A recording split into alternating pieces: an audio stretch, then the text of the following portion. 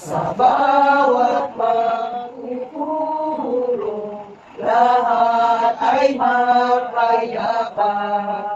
Buksan ang aking isip, sikatan ng liwanag, ng pusang matangkilik, pumuring mabanal.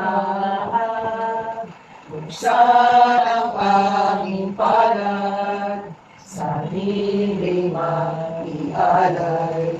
Tulungan mo ihanap kami ng bagong malay. Tanang ng liwanag, ng pusang matangkilik, tungkuling mabanal. Buksan ang aming puso, turuan mong mag-alab. Sa bawat pagpupuro, lahat ay mapayapa. Sa ngalan ng Ama, Anak, at Espiritu Santo, Panginoon ng Kanyang. Ama naming mapagmahal, kami natitipon ngayon sa ngalan ng iyong anak na si Jesus at nagbubuklod bilang isang maliit na simbahang kabayanan upang pagnilaya ng iyong banal na salita at ito'y aming maisapuhan. Sa pagtitipon namin ito, dalangin namin yung paglaganap ng iyong kaharitan na kami ang mapuspos ng pagkakanawaan, pagkakaisa, pagmamalasaktan at pagtutulungan. At ito ay lumaganap sa aming parokya, pamayanan, kapitbahayanan at tahanan. Nagpapasalamat kami sa lahat ng iyong pagpapala at biyayang ibibigay sa amin. Pinupuri namin ang inyong kabutihan at wagas ng pag-ibig sa amin at buong kababaang loob kami humihinatawad sa aming mga kasalanan. Kaya matibayin at namin papananalig na kami inyong patuloy na pagpapalain. Nihiling namin sa inyong patubayan ang aming pagtitipon katulad ng sinabi ni Jesus, kung saan mayroong 2 o 3 magkakatipon sa kalan ko. Ako'y naroon kasama nila. Maranasan namin ang inyong presensya sa pagdaraos ng aming tulong panalangin. Naway magbubukas ang aming isip at kalooban sa diwa ng inyong banal na salita. At makapagbahagi kami ng aming karanasan batay sa inyong salita na magsisilbing mabuting balita ng aming pinapahayag at isinasabuhay. Sa pamamagitan nito, kami naway maging asin at ilaw ng sanlibutan. Ito ay samot dalangin sa pamamagitan ni Kristo kasama ng Espiritu Santo, magpasawalang hanggan. Amen. Awit tayo, Come Holy Spirit. Come, Holy Spirit, I need you. Come, Holy Spirit, I pray. Come with your strength and your power. Come in your own special way. Come like a spring in the desert. Come to the weary of soul. Lord, let your spirit in power. Touch such a big as home. Amin na Espiritu Santo.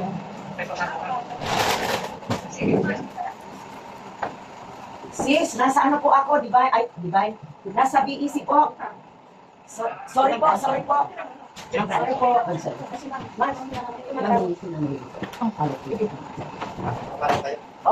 Ano na po kapag ano? Opo pa kayo. Ikaw dyan. Ano po pagsama? Pagsamo ng Espiritu Santo, manahan ka sa amin katawan sa amin. Gusto mo kami ng isiwang pananatin ng tayo. Siya mag-aari sa amin sa landas ng ibanan. Siya mag-aari ng lahat ng may. Ikaw ba magsama?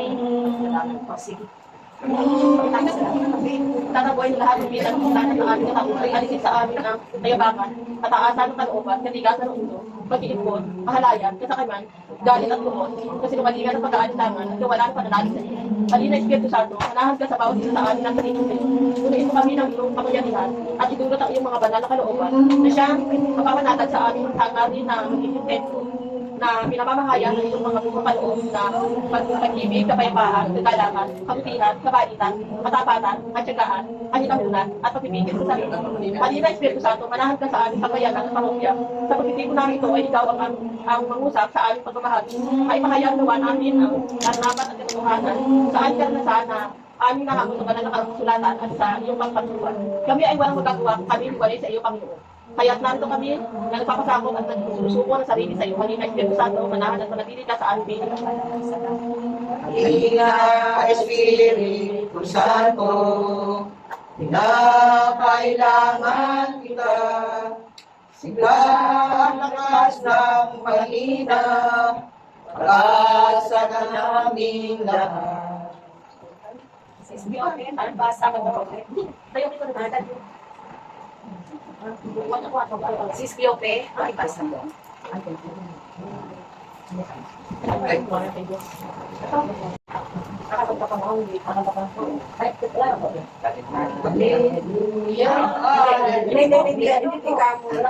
Wika mo'y aming diringgin, wika mo'y aming susundin, wika mo'y aming tutupin. Wika mo'y aming diringgin, wika mo'y aming susundin, wika mo'y aming tutupin. Ang mabuting balita ayon kay San Juan. Papuri sa iyo, Panginoon, si Jesus sa Samaria. Nabalitaan ng mga Pariseo na si Jesus ay mas maraming nahihikayat na maging alagad at nabautismohan kaysa kay Juan. Nalaman ito ng Panginoon, bagamat hindi si Jesus mismo ang nabautismohan, kundi ang kanyang mga alagad. Kaya umalis siya sa Judea at bumalik sa Galilea. Kailangan dumaan siya sa Samaria. Dumating siya sa isang bayan na tinatawag na Sicar. Malapit ito sa bukid na ibinigay ni Jacob sa kanyang anak na si Jose. Dito matatagpuan ang balon ni Jacob. Dahil napagod si Jesus, Diyan ko pala. Akala ko si Rosario. Remedios. Ako. Remedios? Ikaw ba yun na? Ikaw na ba yun? Diyos ko, matanda na. At saka si Roman. Yun, magkakatid kayo. Sila ng dalawa, di ba po? Si Rowena. Rowena. Parang hindi ko. Sino matanda sa inyo? Gusto ko yun eh. Hindi ko na nahandilan. Umalis na ako sa Wawa. Okay, so maraming salamat po at tinanggap niyo po kami sa inyong tahanan. Si ano nga tapos ng Kauring. Kita mo? Aurora Kauring. Ang alam ko, ano to ng Calixto. Di ba po? Minsan ka ng Calixto. Sila nga rin Joby. Yun. Ang nanang Iding. Yun. Ang lola nyo, no? Yun, naging kaibigan ko din kasi naman. Dalaga pa ako, kaibigan ko yun. Hanggang pumatay siya. Yun, lagi kami nag-uusap. Kaya yun ang nakilala ko, unang nakilala ko. So, ang ginagawa po namin, habang nakikinig, pumipili kami ng mga salita na pwede namin mapaghilayan na talagang ginugulitan namin yung mga aral ni Jesus nung nandito pa siya sa lupa. Kaya po, makinig muna tayo sa short explanation. Yung inyong mga salita, itago-tago muna mamaya. Bibigyasin natin. So, ito po yung paliwanag ng napakahabang binasa. Maiksi naman ang paliwanag. Sa Ebanghelyo, muling dinuwag ni Jesus ang nakasanayang mga gawain ng pagiging eksklusibo ng kultura ng mga Hudyo, lalo na sa pagkataong ito sa mga Samaritano. Ang Samaritano kasi, hindi yan binabati ng mga Hudyo. Yun ang bibirihin, ang mga Samaritano. Itong mga Hudyo, ito yung mga nakatira sa Israel niya. Yun. So, naniniwala ang mga Hudyo na pinili ng Diyos ang bundok Sion sa Jerusalem bilang lugar para sa pagsamba. Ang mga Samaritano naman ay naniniwala na si Joshua ang nagtayo ng unang tabernakulo sa bundok Gerizim at ang Diyos ay nagtutos ng pagsamba doon sa pamamagitan ni Moises. Ito ang naging basihan ng pag-aatubili ng babaeng Samaritano sa kanyang pakikipag-usap kay Jesus. Di ba sabi niya, ito pa yung balon na inigiba ng ang aming amang si Jacob, na si Jacob mayroong Diyos. Natatandaan natin, si Jacob, ang ama niya si Isaac. Si Isaac, anak ni Abraham. Ganon. So, ito yung mga unang tao. Kaya si Moises, pag magsalita, sambahin natin ang Diyos ni Abraham, ni Isaac, at ni Jacob. Yun ang paniniwala niya. So, ang sabi ni sa mga Samaritano, magsamba doon sa bundok. Samantalang ang mga Hudyo naman, magsasamba sa templo. Ngunit binuwag ni Jesus ang kaisipan na ito ng pagkakaiba. Sinabi ni Jesus, dumating ang oras at narito na nga na sa Espiritu at katotohanan sasamba sa Ama ang mga totoong sumasamba. Kasi isa lang naman ang Ama. Ama, Anak at Espiritu Santo. Itong obra maestra ng Panginoon. Ano ang kanyang obra maestra? Ang tao ay may katawan at kaluluwa. May kaisipan at may damdamin. May freedom pa. May freedom ito. Kaya, ang mga tao, malayang pumili, i-choose kung tama o mali ang kanyang ginagawa because of this freedom. So, tayo ba'y tao? So, pumunta tayo sa tubig.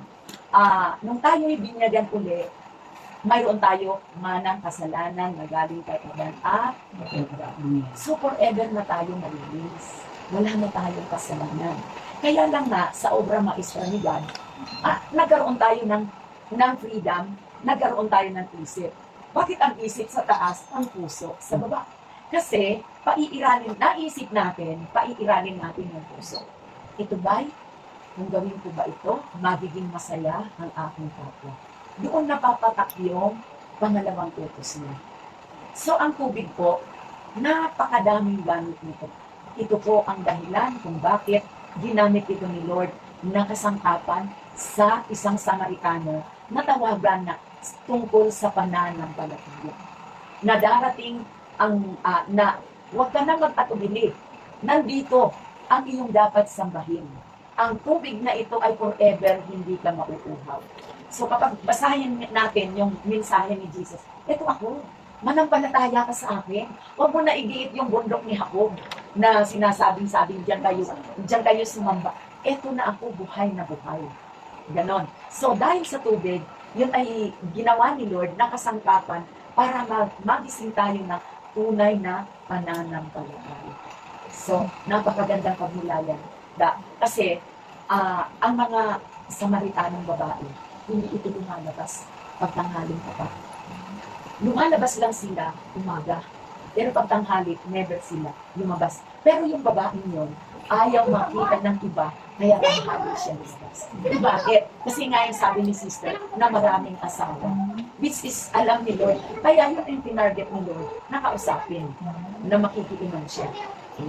Kaya ang tubig, ang panawagan dito, ibigay po ninyo sa akin ang tubig na ito nang hindi na ako mauuhaw, ni magparuot, parito pa, para sumanap dito. Ibig sabihin, may pananalig siya. May pananalig siya kay God. Umpisa noon, sa pamamagitan ng tubig, tumagos sa kanya ang pananampalataya. So, ang aking direksyon, pangangalagaan ko ang obrang maestra ng Panginoon. Yung aking kaluluwa ay hindi ko ito hahayaan maging itim sa pamamagitan ng dalawang utos at dagdagan pa natin, igalang ang ating mga magulang, ama't at ina. Sino ba may ama't ina pa dito? Yun. Kaya forever na inaalagaan. Kasi yan ay pang-apat na utos doon sa Old Testament. Na ikaw ay mabubuhay ng may gantimpala habang buhay. Ganda. Habang buhay, minsan may gantimpala ka. Kasi inaalagaan mo lang. Blessing daw ng buhay. Blessing ng buhay. Kasi nakalagay yan sa utos. Kaya po, yun ang aking direksyon. Para maging mabuti lamang ang aking gagawin, para mapangalagaan ko ang obra maestra ni God, hindi ko makakayaan makagawa ako ng kasamaan sa aking kapwa. Kaya lang po, Lord, we are not perfect conditions. Mayroon tayong mga instinct na pagkakamali. So tayo naman tayo, templo ng Espiritu Santo. Lagi tayong nagsisimba tuwing linggo. So tayo ay magiging malinis muli sa pamamagitan ng kumpisal. Mamaya may hinus ako sa kumpisal. Ang kailan. Okay? So, pakinggan natin po ang ating may bahay. Ano po mensahe niyo po sa amin? Ano po masasabi niyo? Asan na si Remy? Ano yung maayos lang po ang pamilya ko. At naalis na lang po ang mga pinsyo, ang mga apo ko, mga anak ko. Ilang po ang hinihili ko sa Jesus. Natutupad naman po ang hinihili. Kung ano po ang hinihili ko sa kanya, naging totoo po. Kaya naniniwala ko sa Jesus. Kaya yung malaking Ay, mo lang. Hindi ko napansin. nakabukas sinabi ko. Nakinig po ako ng magandang Maganda po ba ang gawain namin? kung sa akin yung mga sinasabi niyo, pakinig ko. Oo, maraming salamat po. Pero habol ko lang, ang mga Samaritano, hindi naman sila lahat may kabit. Iisa lang yun. Kaya isa lang yung umigib na tanghali. Ganon. Kaya siya tanghaling tapat para hindi siya makita na marami siya, hindi siya mabatukan ko. Ganon po. Kasi, nagtatago. Oo, kasi nahihiya siya. Oo. At saka noong panahon talaga, Pinagdidirihan. Yes, di ba nung may nagsiplong kay Jesus? O ito po na, hindi namin nakikiapin. O ano sinabi ni Jesus? Yumuko siya, may sinulat. Tapos tumayo siya, may dala siyang bato. Kung sino man sa inyo ang walang kasalanan, kayo muna ang una. O si Mary Magdalene naman, bakit hinugasan niya ang kanyang paa? Napakabango. Sabi nga ni Judas, kung ipagbili ka yan, saksakan ng mahal. Bakit ikaw yung pinunas lang yan? Pinupunas lang sa paa, at saka sa kamay, at saka sa ulo. Sabi ni Jesus, hayaan mo kasama ko, pag ako mailibing, ay ang bango-bango ko.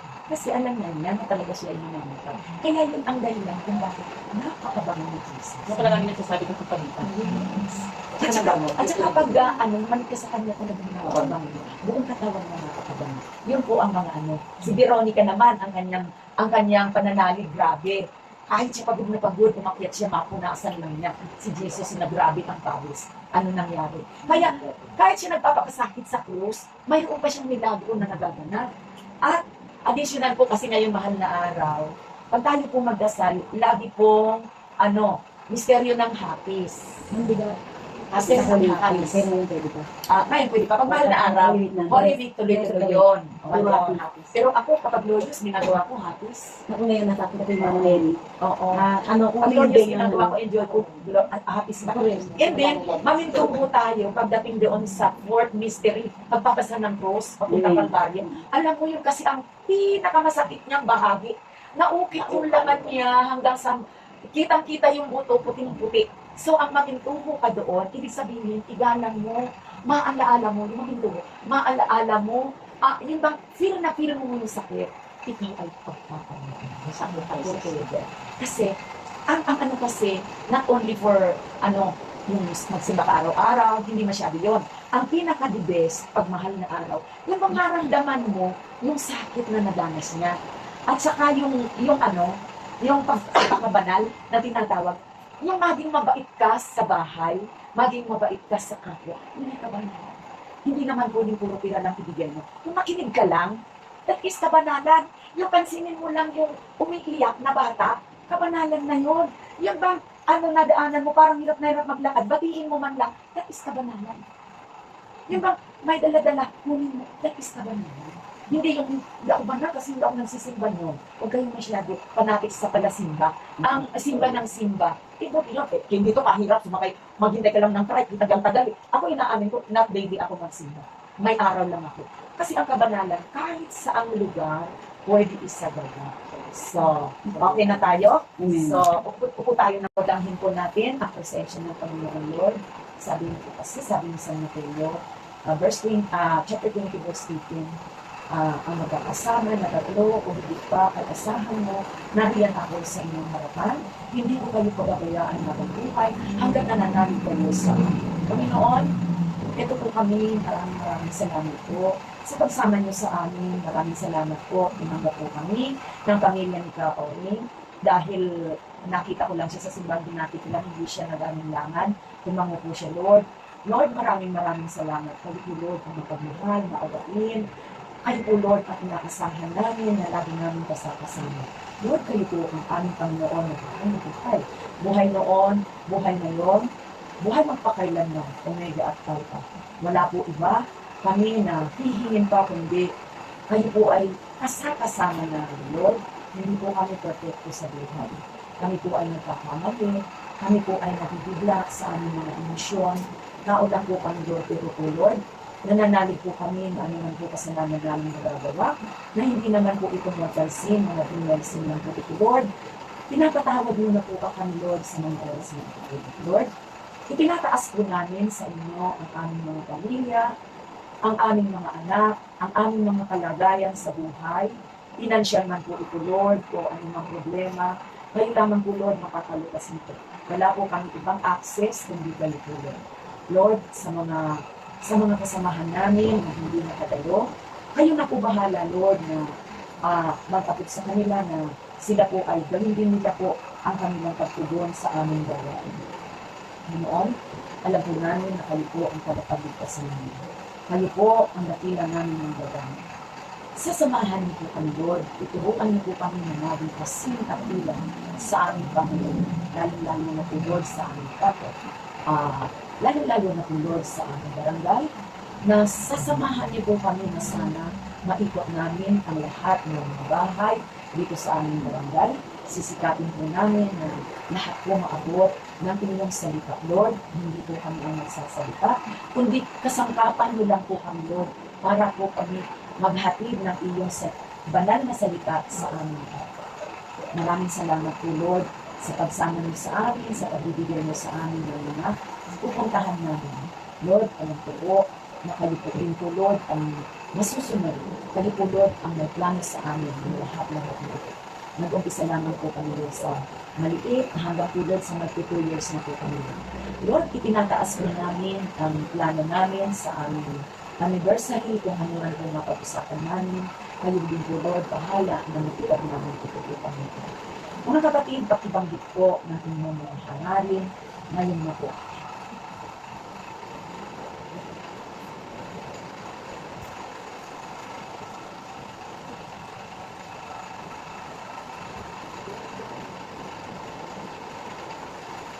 Lord, maraming salamat po, Lord. Nakapindang niyo po ang bawat isa sa amin. Alam ko po, Lord, sa kaloob-looban lang namin, mababasa niyo na, nalalaman niyo na kung ano ang kami namin. Kinikling na namin po ito, Lord, sa oras na ito. Ganun din po, Lord, ang mga may sakit po, Lord, na nadala na namin. Hindi niyo po pababayaan. Sila po ay sasamahan niyo po, Lord, na maging malakas muli. Kayo po, Lord, ang bahala sa kanila. Ulit na po si Adelaida Mauricio, Teresita Atienza, Jesus San Juan, Orang Calixto, ay Usang Calixto, Matosa Puto, Matosa Calixto, so Boy Banto, tapos po si Teresita, ano na ba Ramirez at Domingo, at lahat po na may sakit na hindi po namin nabanggit ay si Lola Tuya pa pala po, Lord, hindi na po nakakasimba, hindi niyo po pababayaan. At kayo po kung may mga may sakit kayo kamag-anak, ibigin niyo po, itaas po ito. Lord, sa pamamagitan po ng iyong ina na si Mama Mary, hindi niyo po kami pababayaan ang kanyang anghel na mga po. Po ng kanyang mga anghel ay laging nakatunghay sa amin po. Kaya ang aming mga anak, itinataas namin sa inyo, Mama Mary. Ikaw po ang bahala sa aming mga anak sa pamamagitan ng iyong anak na si Jesus, Kuya Jesus na aming Panginoon, at kasama ang Espiritu Santo magpasalawalan. Maraming salamat po sa araw na ito at kami po ay nakatugon sa aming pagpulis. Awit po tayo. Tayo pa tayo, upo na lang. Upo na lang. Walang sinuman nabubuhay para sa sarili lamang sila. Oo. Kasi po, yan ay isa sa kailangan natin. Once a year man lang makapag-result tayo. Kasi marami tayong BNC na nalagawa. Although nawala tayong mortal, pero ikumpisa rin nyo, kung hindi kayo every Sunday, makakapagsimba. Kasi kasalanan po, ang hindi magsimba ng Sunday. That is mortal sin. Paano pag nakinig sa ano, ma'am? Sa simbang bahay, pwede na rin. Pero mas effective po. Kasi may sacrifice ka kasi, darling. If you go to church, na wala ka namang dementia sa paa, wala ka namang iniintindi, why not go to the church? Ang pwede lang dito, yung talagang matatanda na may sakit. Pero tayong malalakas, yun lang, itong araw tayo, binigyan, isang oras sa isang linggo, tayo hinihingi na makipagdaupang palad po yan. And then, don't forget, kapag nag-aano na si Father, nung nagaganyan sa dugot anak, doon kayo magdasal ng gusto niyo. Effective. Lahat ng wish niyo, ibigay mo sa kanya. Itong isa pa natin pagganyan sa consecration of the Sabbath, pinapayaan. Umpisa na kayo, ibulong mo na sa kanya. Very effective na. Ako ngayon, yun ang sekreto ko. Kaya awa ng Diyos, pag ako nagkakaproblema ako, madali kong nalitas. Kasi, hindi ko sa kanya. Yung mga anak ko, si Mama Mary, mahal ka kanya. Mama Mary is the best protector of our kids. Mga kababae ng lalaki, mga apo natin, ipagkam natin kay Mama Mary. Why? Ang kanyang hukbong anghel, hindi mabilang. So, isa man lang na anghel mag-alaga sa ating apo. So, asaan na yung ano? May pag-aalay tayo dito. May pag-aalay to. Reminder, secretary. Yung mga ng pera. Oo. Balita. O, bubuksan natin kapag nagalang na Ito yung kita natin sa ano. yung tungkol pagkilos namin sa simbahan naman. Pa ba, no? Kasi, Basta, 14-15 yun. 14-15. Opo, ano tayo, 11 to 12. Saan? Sa Pako po. Sa Pako. Nabasa ko yung grupo. Ay, kung kayo walang, pwede. Kasi hindi lang naman tayo, maraming samahan. So, hindi naman tayo masyadong yes. identify Ito na lang doon. simbahan natin. Dito tayo sa simbahan natin. Kasi, Mamaya po. yun ang ating tugon patuloy. Nagsisimba tayo. And then, pakitext mo kay Delia at kay Amo. Masama po. Don't forget kamo, tugon patilo sa simbahan. Doon man lang makasali sila. Pwede mo yun. Pakiremind po, sino-sino gaganap. Kayo po, ma'am. Kayo dalawa ni At, Lord. back to normal. Tapos si Leila, at si Marisa. Naku, sila ilan lang yung May forest po. Linggo. Sino ba pwedeng pumalit kay Laila? Wala po siyang pasok pag sa Hindi nila ako may sore eyes. Di ba, baka naman gagaling? Yung mga anong place na Yun ang kalimitan. Oo, yun ang nakakatawa. Eh, totoo lang. Kasama na kasi pag tayo mahahawa. Sana gustong pumalit. Tita Marisa, ikaw ba yun? Di pala ako kasama sa'yo. Ano? Linggo pala yung ano sa church. May nilakad kayo. Ay, hindi naman. Kaya nga, hindi na nga. Kaya, ano kung nilakad niya ako ng linggo? Mas inaya mo nga ako kanina, kailang ito nga eh. Oo. Ako dito naman sa'yo. Bakit mo? O sige, ganito na lang, ako na lang, Paris na lang. Sino makakaparis mo? Ako na lang kapagit ni Cleope. Ay, kapatid nila natin. Partner tayo, Tita Marisa. O kapartner mo, pumili ka sa kanila. O kahit sino daw. O kahit sino. Basta na doon. O, magdadala ka ng bread and wine. Abala magdadala ng ano, in time. In time kasi. Oo. Tapos Bread and wine? Oo. Sila daw dalawa. O yung ano, medyo ano, mauna sa kandila. Ulamin.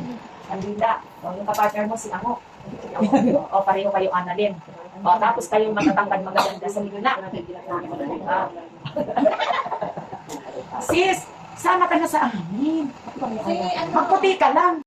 O kayo, may surprise ko. Makakita tayo makatayo sa krus. Tinulong po ang aming kaligtasan. Ang krus na sagisan ng kaparusahan at kamatayan ay nakikitan natin ang lahat ng buhay. Ang krus na gamit ng tao sa pangusgahan at nagkasaan ay naging instrumento ng Diyos.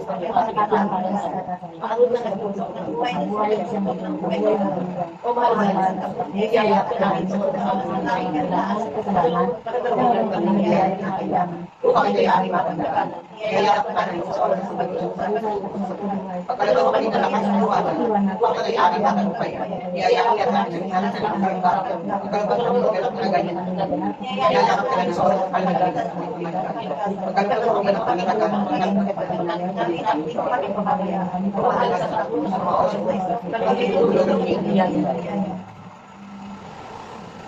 At napatanggap namin sa pagayayang hiniling, ang aming pinagpurihan at sinulit sa Panginoon namin. Umalas sa tapos, may sanang makalayan si Maria. Pag-ibagpapatay sa impatan, at gaya ng mga aming pagrinloob at ang galak ng tutuloy at salamat. Sa Panginoon aming mananubos. Amen. Ama namin, sumasalangit ka, sambahin ang ngalan mo. Mapa sa amin ang kaharian mo, sundin ng loob mo, dito sa buto, para na sa langit. Bigyan mo kami ng aming kakanin sa araw-araw, at alam kami sa aming mga sala, para ng pagpapatawad namin sa nakakasala sa amin, wag mo po kami mahinunan sa tuksoy lang ng sa lahat ng masama. Kabagi na akong Maria, napupuno ka ng grasya, ang Panginoon ng Diyos, ay sinasa iyo. Bukod kang pinagpala sa babae lahat, at pinagpala ng mga anak ni Jesus. Sa kakayahan ng Diyos, manalangin mo kami makasalanan niya, natuman ng mandalan. Luwalhati sa Ama, sa Anak, sa Espiritu Santo. Kahit sa unang-una may pakailanman, at masawalang hanggan. Kamalmalang puso ni Jesus. Kamalmalang puso ni Jesus. Kamalmalang puso ni Jesus. Alinis-linis ang puso ni Maria. Our Lady of Fatima. Saint Joseph. All angels and saints. Sa ngalan ng Ama, ng Espiritu Santo. Nagkakapon ko sa lahat. Nalin, may